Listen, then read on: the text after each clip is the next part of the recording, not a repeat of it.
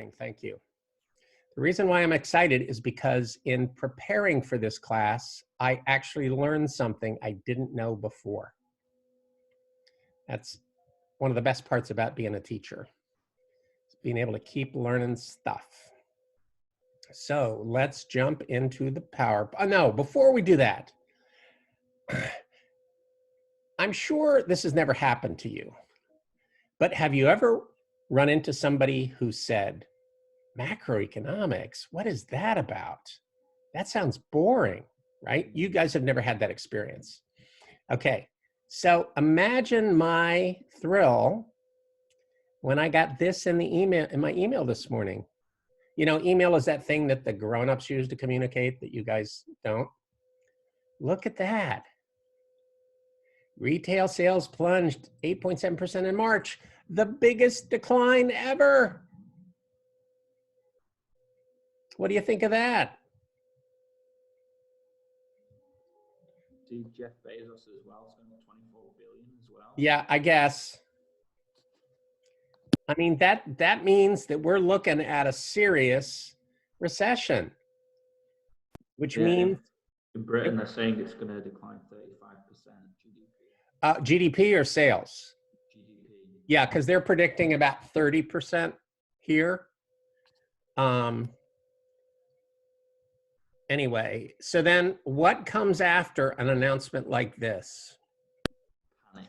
Well, an hour later, I got this announcement. Not at all surprising. You should expect the stock market to remain highly volatile until we start to enter recovery, because people in the market are always looking for good news. And so any bit of little good news will send stocks up.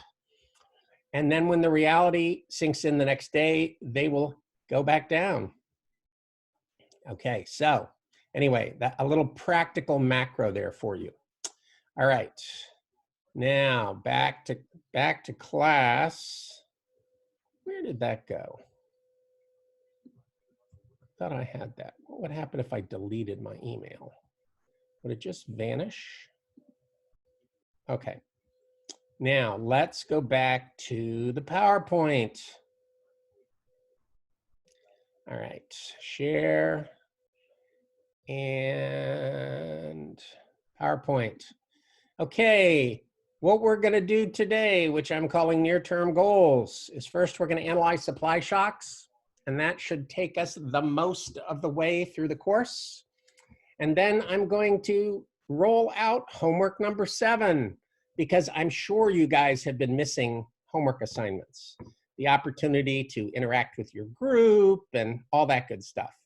So the wait is over.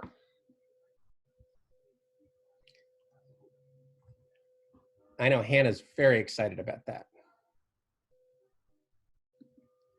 All right, now what is going on here? Okay, never mind, it doesn't matter. Okay, so last class we talked about demand shocks, and we looked at them in the short run, and we looked at them in the adjustment to the long run, and we looked at them in the long run. And we pointed out that what makes these models dynamic is they don't reach equilibrium in one period. Rather, they take multiple periods, multiple shifts in order to find equilibrium. Okay, as we go into today's lecture, here is some practical economic wisdom. This is stuff that generally doesn't get taught because we professors assume that it's obvious and you'll just pick it up as you go along.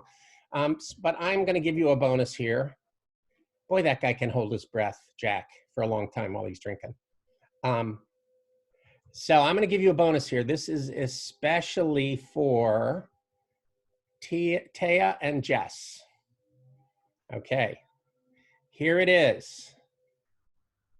Important to remember, every model is designed for a specific purpose. Every model is designed for a specific purpose. Think about the income expenditure model. What was the purpose that it was designed for? Do you remember the income expenditure model?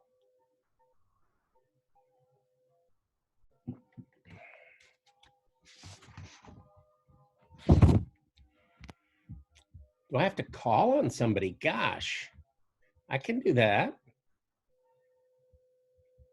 Let's see. Matthew, how about you? What's the purpose? Well, for what purpose was the income expenditure model designed by John Maynard Keynes? That's a hint.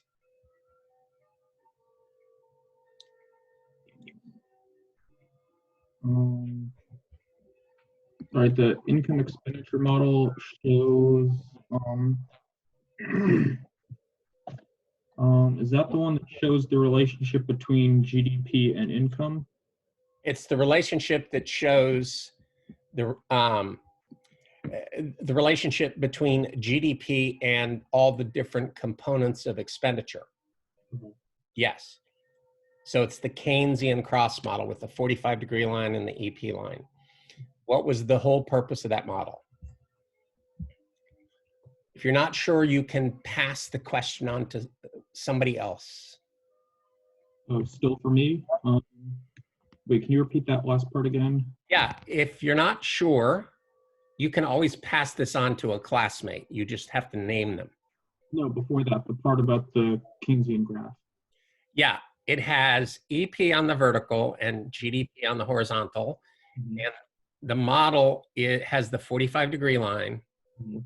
the Y equals EP equation, and it has the upward sloping EP line, and where the two curves cross is equilibrium, right? Mhm. So that would be, yeah. wait, go ahead.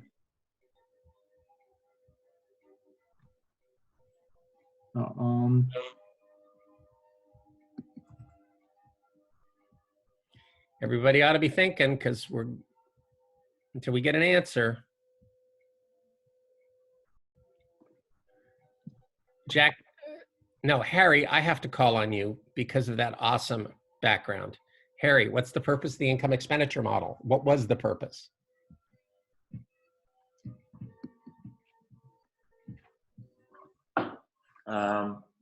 What was the graph under the income expenditure model in that other model? It was the EP line and the 45-degree line. Right. I thought it was just to show a relationship between interest rate and GDP. Oh, interest rate isn't in it at all. That's ISLM. Oh God. Is this the one with the multiplier effect as the gradient? Yeah. What's on the y-axis? Y. Oh, it's AE, isn't it? Yes. Aggregate expenditure and GDP. Yeah, but that was not the purpose. Phew. Anybody? To start the British Empire. Say that again, Jack. Nothing. No, you're on now.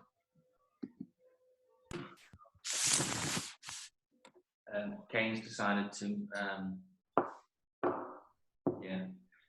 is it showing economic growth, how it can cause growth? Nope. No, I give up. The purpose of the model was to establish that it could be possible to be in macro equilibrium, but at less than full employment. Because remember, the classical economists believe that wages and prices would adjust so that unemployment was only a temporary phenomenon, right? And so Keynes came up with this model to show that it didn't necessarily have to be that way, that you could be stuck in a recession for an extended period of time. Okay, every model is designed for a purpose. That was the original purpose of that model. The second point to remember, using a model for a different purpose is unlikely to work well. I think this might be a Sid question. He's looking pensive there. Use the income expenditure model, or how can we use the income expenditure model to determine interest rates? Do you understand what I'm asking, first of all? I think so. Wouldn't that include the ISLM curve then? Nope. Or That is a subsequent model. So it's straightforward using the income expenditure model to see how GDP is determined, right? The equilibrium level of GDP. How would we use the model? to determine the equilibrium interest rate?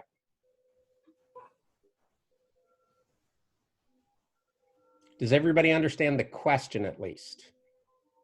Because learning the answer without understanding the question isn't going to get you very far. Can you repeat the question, please? The question is, how can we use that model to figure out the equilibrium level of GDP? I thought you said interest rate. Sorry, the equilibrium, yes. The Okay, I was going to say it's pretty equilibrium- easy to find the GDP. equilibrium level of interest rates. How do we use the model? Does everybody understand the question? Does anyone not understand the question?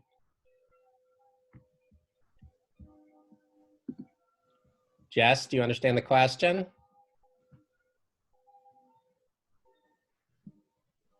Can you speak? No, I mean, yes, I can speak. No, I don't understand the question.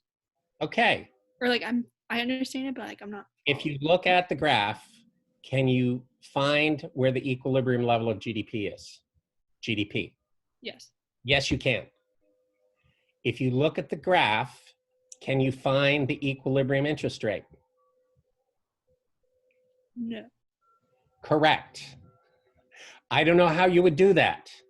The model was not designed. So it's a trick question. Well, it's not a Come trick. on. It's not a trick question. It's a question that illustrates my point here. If you use the model for a different purpose, it's just not going to work for you. Okay. What's the takeaway going to be here? Why am I giving you this economic wisdom? You can't use a single model to find everything? That is true. There's another piece of economic wisdom. Maybe Aspen knows. The model we're currently working on is only going to work to tell us what it's supposed to tell us. That's a really excellent answer. That's not the answer I was looking for, but that's a really excellent answer. We'll come back to my question later. Okay, Aspen, you remind me to answer the question before we get done today, okay? Okay. And if you forget, I'm gonna have to put you in the perpetual doghouse with Sid. All right. Okay. Then point number 3 is sometimes the model can be modified to make it work for another purpose, but that takes creativity and thought about it, okay? For example, you can use the model to analyze supply shocks. It is easy to do that, but that is not something that Keynes built into the model. That was a subsequent addition. Okay. All right. Okay, Aspen, what are you supposed to remind me? To answer the question before the end of class. And what's the question? Why should you be paying attention to this question? Okay, the answer is, in the real world, as an economist, and some of you will probably be economists, your boss doesn't come to you and say, use the income expenditure model to figure something out for me. Rather, the boss says, figure this out for me. It's up to you to choose an appropriate model. So in the real world, you're going to have to pick the model too. So it helps to think about what is the purpose of one model versus another model. So if somebody wanted to know about interest rates, I would start with ISLM because interest rates are determined in that model. I wouldn't use income expenditure model. Okay, and that lesson is going to be important today as well. All right. So, no, I won't mention that yet. That would be too scary. All right. So what we want to do is we want to analyze a supply shock. And we're going to do exactly the same example that is in table 15-6 in the book, because that is the simple case. Okay. let's think about how a supply shock works. All right. Think about the equation for DAS. The way a supply shock works is that V previously had a value of 0, and now it has a positive value. Okay, maybe it's 0.5, maybe it's 1.0. Either way, what does the supply shock do to inflation? Jess? When you have that worried look on your face, it makes me want to call on you. I always have this look on my face. Okay. Yeah. Well, yeah. So V goes up. What does the equation say is going to happen to the inflation rate? Yes, exactly. Look, let's go back to the graph. Inflation jumped from pi 0 to pi 1. Okay. So an adverse supply shock, a negative supply shock, is going to shift the DAS curve up. Okay, and that's going to translate into a higher inflation rate, and because of what the Fed is doing, a lower level of GDP. All right, does everybody understand that part of the story? Anybody have questions?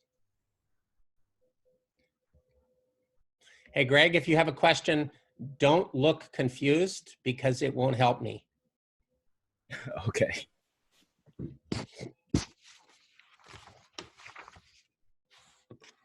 All right.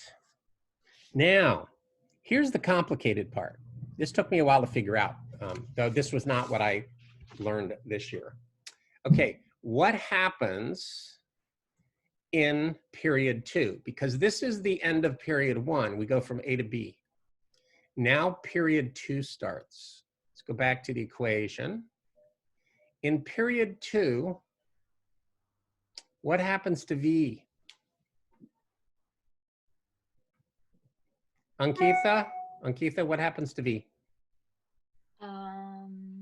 What does V stand for again? The supply shock. Decrease?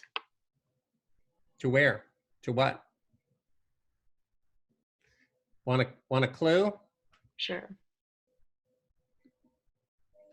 Analyzing what kind of supply shock? Temporary. One period. Mhm. So in period 1, V goes up. In period 2, V goes down. Okay? When V goes down, what does that do to the DAS curve?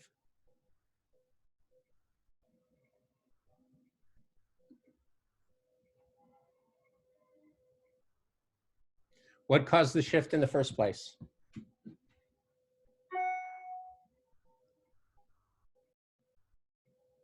Wouldn't it shift downward? It would. Okay. If the increase in V caused DAS to shift up to DAS prime, returning V to 0 would shift it back down to DAS. This is the part that Mankiw does not explain very well. Okay, does everybody understand the logic behind what I said, right? V went up, raising the inflation rate. V goes back down, lowering the inflation rate back to where it was. Everybody got that? So in that case, is V going to be 0 again? Or Yes, is it Z is. going to be No. less than 0? No, V is going to be 0 again, because Okay. what happened is there was that shock and then it went away and came back to normal. All right, is everybody with me so far? Good job, Jess. Okay, Jess, who should I call on for the next question?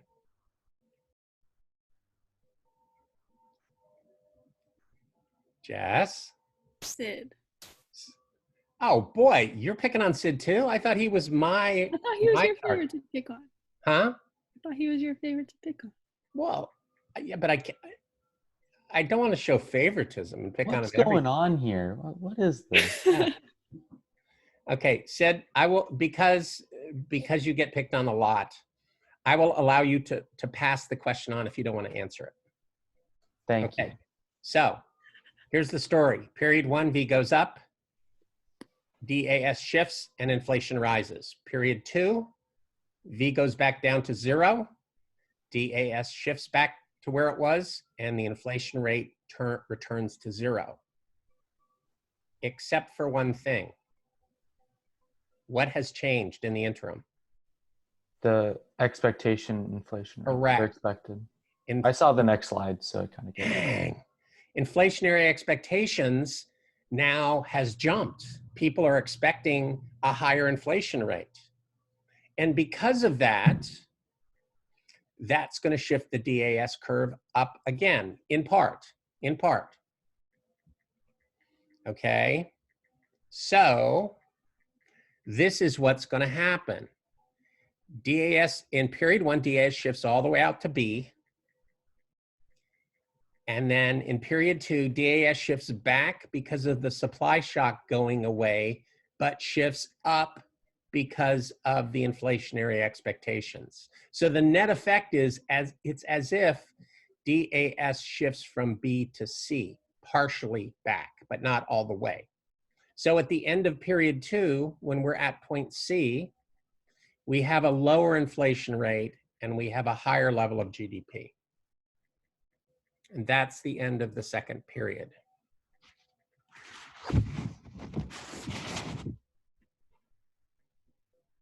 Okay, remember, it's expectations that shift the curve. And we're going to come back to that point in a minute.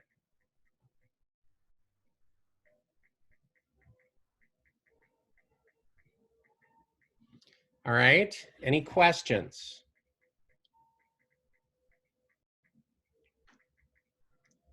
So then period 3. What happens in period 3? What happens to V?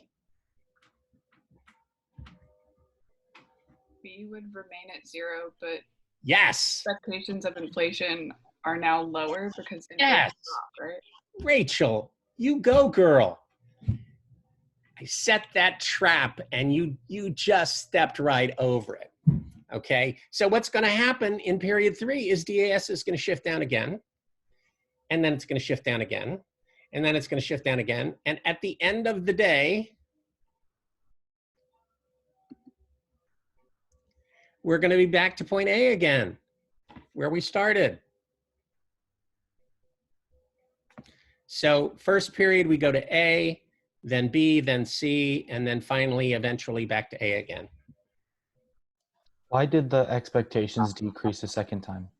For this, because the second period expectations were based on this high inflation rate. The third period expectations were based on this period inflation rate. The fourth period see, so what happens is as inflation falls, expectations fall in the following period. So expectations is lagging behind by a period? Correct, yes. Because remember, the way we defined expectations is looking at last period.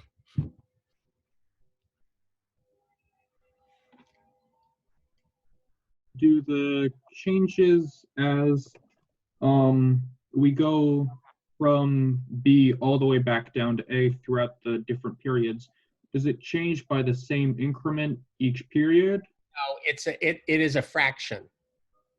So it's the same fraction in each period. So technically we never get there, but we approach it asymptotically. We get to the point where it's close enough.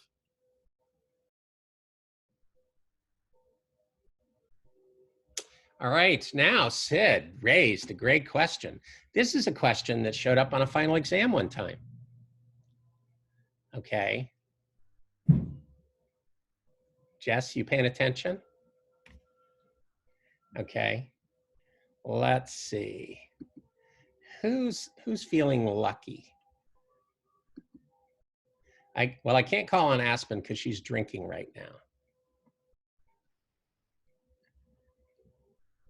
All right. Okay. I'll just throw the question out there. So Sid raised a really interesting question. All right. And the question is, what if inflationary expectations are more sophisticated than just looking at last year's inflation rate? Okay, I've alluded to this before. Inflationary expectations could be a weighted average of several past periods, right? So the most recent period gets the highest weight, the next period gets a lower weight, the third period gets an even lower weight. You could take it out further if you wanted to. Okay. So the question is, how does the story change for a one period supply shock if you have a more sophisticated measure of inflationary expectations like this?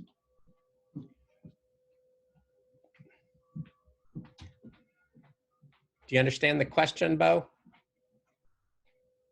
Bo? No, I do not. Could you say it one more time? Okay. Previously,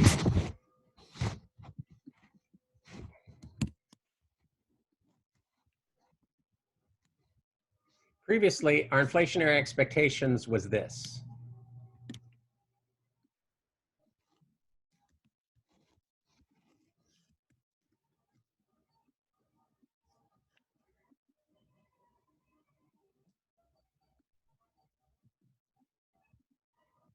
Okay, we said your best guess of inflation this year is simply looking at last year's inflation rate, right?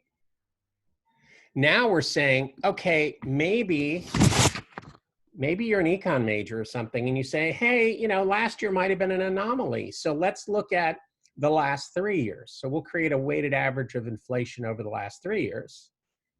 Okay, so my question is, how does that change the story? How does that change the effects of a temporary supply shock? Do you understand now? Understand the question? Bo? Yeah, so you're looking at more periods in order to get a better estimate, is what you're saying? Yeah, that's exactly what I'm saying. Okay. So what's the answer, guys? Point C would be lower down, right? Let me find point C. Down here? Somewhere below the point that it is, because it's based on the 2 years before where there wasn't a supply shock. I'm going to say no. Well, there would be. But oh no, wait a second. I want to be. Yes, you're right. Okay, I was thinking of it in a different way. Yeah, you're right. Okay, somebody else said something. I didn't mean to jump on you. Oh, I was gonna say that once you're at a higher point, there would be a bigger lag to get back to. Yes, it would.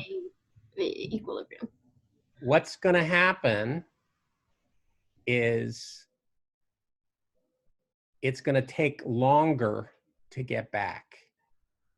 Okay, and in fact, depending on how the model is specified, you could actually end up here for a while before the lower inflation pulls you back down again. Okay, the bottom line is you end in the same place. The story is exactly the same. It just takes longer to get back to long-run equilibrium. So it's not a huge difference. Good answer, Taya. And Sid.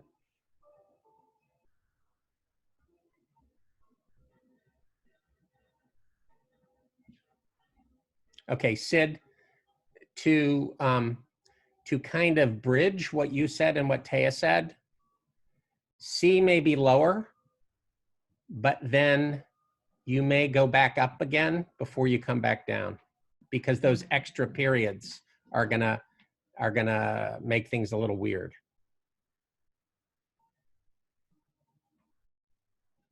Okay. Any questions before we go on? You're getting really quiet here, which is scary, because we're about to leave the easy part.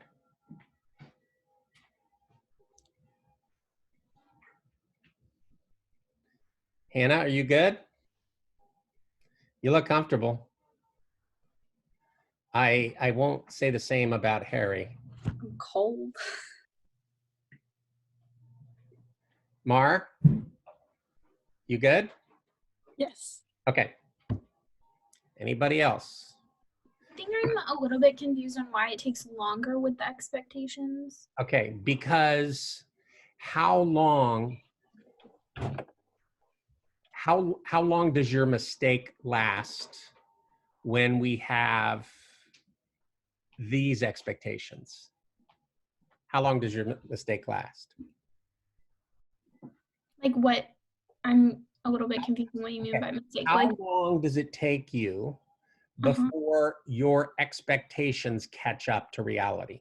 oh, okay, I see. Just like, One period. yeah, okay, but then, okay, I Then see now. it's gonna take longer. Yeah, Mhm. exactly. So that's a great question.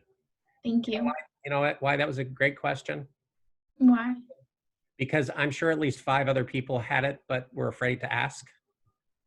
So they're quietly going, yeah, Aspen, you go. Dr. Greenlaw, wouldn't our point be not like, wouldn't a shock not be as impactful if you're just averaging it out with like a pretty normal inflation rate? Well, the initial shock is from VT, right? So Yeah. that wouldn't have changed at all. But in the second period, you're right that this would only go halfway in as far as it did. And so that's why it's going to be slower. From that point on, things are going to slow down. Okay, right. Yeah.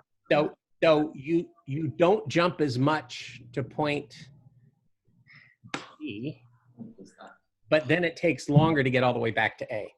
No, yeah, I forgot that the initial shock was from V, a change in V. Mm-hmm. Can you explain how B could be high, or how C could be higher than B after the fact? I mean, yes, I know. C to be high, yeah. I understand what you're asking. Yeah. Let's see. B, C. Oh, okay. How, okay. Ask your question again, Sid, now that I have the right graph up. How C could be higher than B. So like the second period could have a higher inflation than the first period after the shock. Okay. To do this for sure, you would have to plug numbers in. But here's what I'm thinking. Okay. What I'm thinking is, oh no, I'm on the wrong slide. Here we go. That's the right slide. Okay. What I'm thinking is because of the 0.5 weight, you're correct that this point is going to be further down, right? Sid? Yeah, sorry, I muted myself. Okay. But in subsequent periods, the second period weight is going to be pulling you up. And then the third period weight is going to be pulling you up while the most recent period is pushing you down. So it's possible that the inflation rate could be moving up the curve a bit before the train turns all the way around and starts heading down again.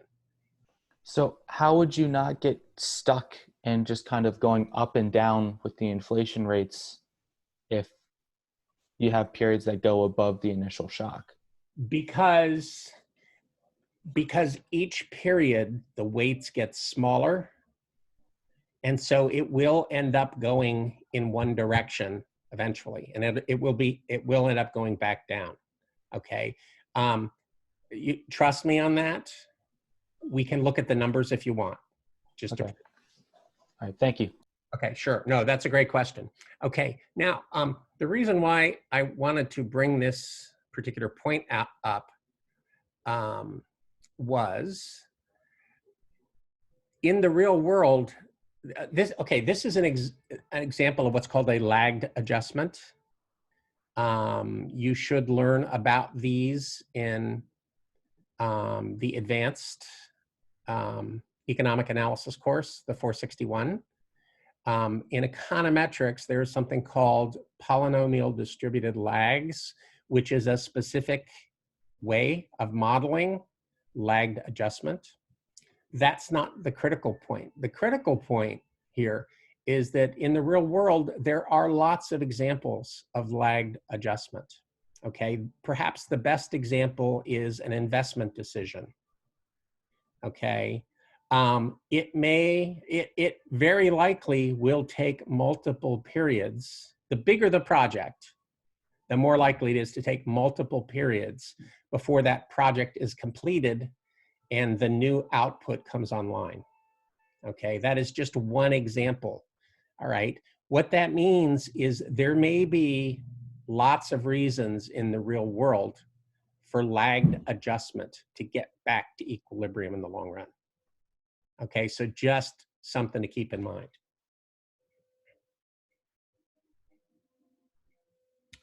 All right, any questions? Tighten your seatbelts. It's about to get interesting. At least I got a smile out of Jess. That would made it worthwhile. All right, now let's go back to here for a moment.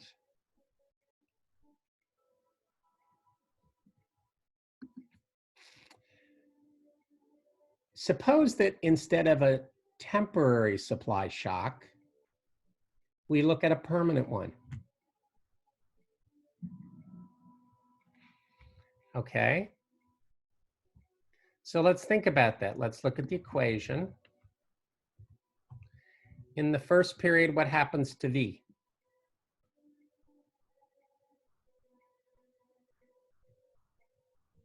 It increases.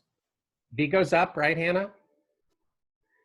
What happens to inflationary expectations in the first period? They go up. No, No. because they're looking back at normal time. Yeah.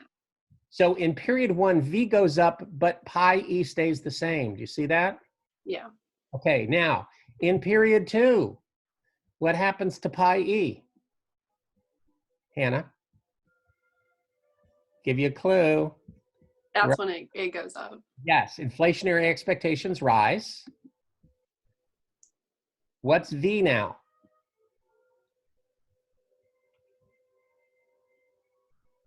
And this is in the permanent or the temporary? Permanent. Does it go back to zero? Would it still be what it was with the shock? It'd still be what it was with the shock. Okay. So this was just the amount of the shock. When we add inflationary expectations on top of that, what happens to the DAS curve? It would shift up more. It would shift up more. I believe you are right. Let's see. Not there, I'm looking for my graph. Okay, here's the period that I just showed you. That's period one. I hope I don't cheat. Okay, yes, so here's period two. Let me just stretch this out a little bit, right? So period one, just the effect of the supply shock.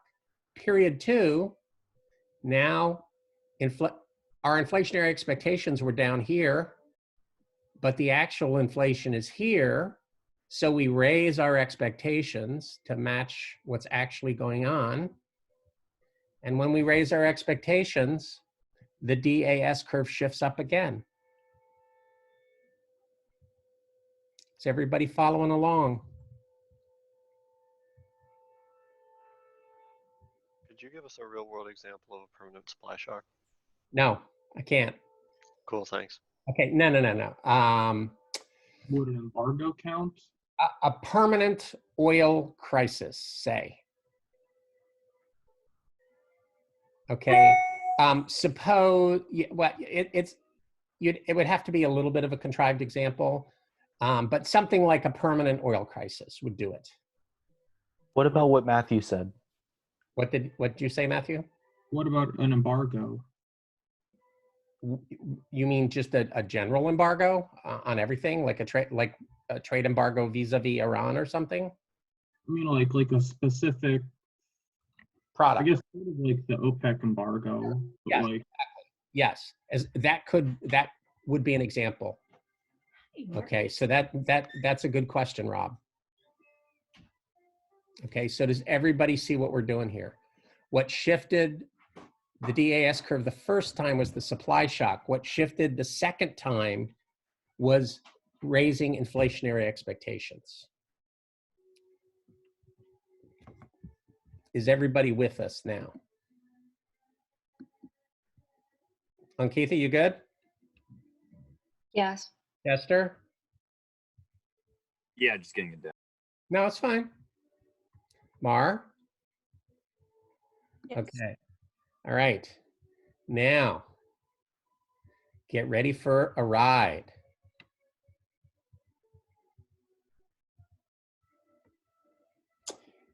What happens in period 3? Keeps going up. Yep. Going up. Okay, I ran out of graphs, so I can't really draw that one. How long does it keep going up? Forever. Well, yes and no. It does, but asymptotically, eventually we get close enough to, our expectations get close enough to our actual that the process essentially stops. Okay, and it's going to look just like this, like point C. It'll be further up the graph though. Okay, everybody with me? Joey, does that make sense? so if it were to keep increasing, would it also keep increasing fractionally, just like Yes. Yes. the last example? Yep. So to clarify, does the DAS keep increasing until inflationary expectations equal the actual inflation rate? Or close enough, yes. Close enough to it. Yep. Okay. Now, here's the money question. Who looks like they want a money question? Maybe Chester wants a money question. Okay, here it is. How do we get back to full employment and potential real GDP now? We're stuck over here, right? How do we get back to our purple potential real GDP line? That's the question for you guys. Can we work on some way to like lower inflation rate? You understand? Does everybody understand the question? That's the most important thing here first. Everybody understand the question? Anybody not understand the question? At the end of period N, we're here, and the question is, how do we get back to potential? Yeah, go on, Matthew. Would you just have to, wherever your DAS curve happens to be, would you just have to shift up the DAS curve until you reach the purple line? You mean go this way? Yeah. That's a good answer. Wouldn't that affect the DAD curve? I don't want to answer the question yet because we're out of time, but think about it for Friday. Wait, can I answer it? And no, you may not. Oh. And then on Friday, I will give you the answer and you will be mad at me. You will say, that's cheating. You will say, that's a trick question. And you know what I will say? Too bad? I will say, no, that's macro. All right, guys. See you Friday. Wait, what was Aspen's question? Also, what is the homework? Didn't you say you were assigning homework? I did. Oh, shit. Yeah, very good. Oh, come on, Ash. I'm sorry. What are you doing? Okay, Aspen. I'm sorry. Would you rather not have it? Yes. You'd rather go into the final without having to do one of these on your own? Okay, here's the assignment. Shine a light. This is a group assignment for your study group. There have been some divorces and separations, so, you know, if you want to work with somebody, you better reach out to your group members. Okay, so here's the problem. At its most recent meeting, the Fed decides to raise its target inflation rate. use DADDAS to analyze the likely effect on the US economy. What is the short run? What is the long run? And what is the process from getting from the short run to long run? In particular, what happens to real GDP, employment, inflation, and inflationary expectations in the short and long runs relative to their initial values? Show graphically and explain the economics in detail. This is just like a final exam question, okay? So treat it as such. Don't just draw a graph and not explain it, because that's not enough. You got to explain in detail. Okay, so is Monday too soon? Yes. Okay, then it's due Wednesday. Well, Friday, I'm in love with you, The Cure. Come on, it's got to be Friday. It's a great song. Okay, so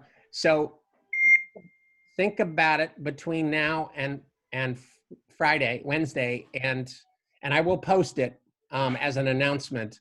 And then if you have any questions, we can talk about it Friday, right? And in the meantime, think about how we recover from a permanent supply shock. All righty. Have a great day. What was the Thank other you. question? Thank you. See you later, man. Matthew, what'd you say? What was Aspen's question? What was that? We were going to go back to it. We did answer that, I thought. Oh, we did. Aspen's question was, why am I telling you this economic wisdom? And the answer was because in real life, you'll have to choose an appropriate model to solve a problem.